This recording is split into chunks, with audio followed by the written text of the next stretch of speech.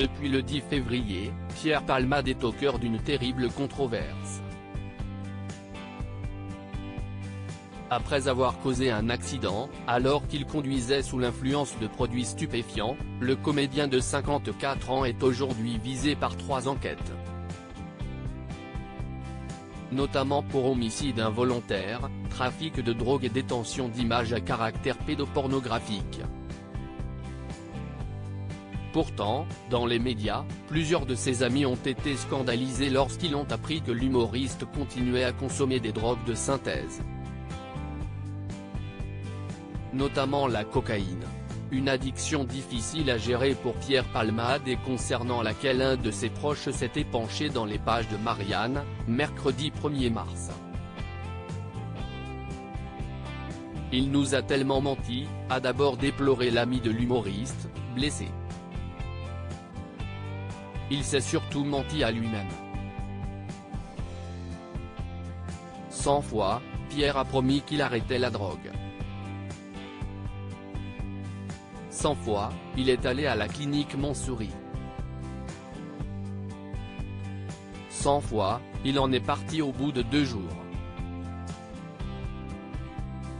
Un terrible constat partagé par cette source qui, au fur et à mesure des années, a dû observer, impuissant, la longue descente aux enfers de son ami qui avait beaucoup de mal à ne plus consommer de substances illicites.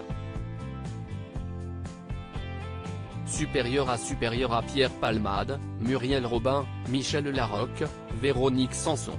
Les femmes de sa vie. Pierre Palmade cache sur ses nombreuses addictions. Mercredi 1er mars, Le Parisien avait dévoilé de nouvelles informations concernant les nombreuses addictions de Pierre Palmade.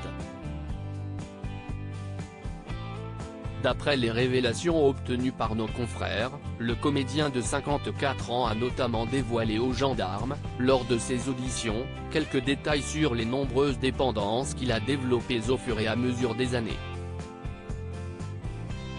Aux gendarmes, Pierre Palmade avait notamment expliqué avoir commencé à consommer de la cocaïne à l'âge de 20 ans et n'a jamais cessé depuis.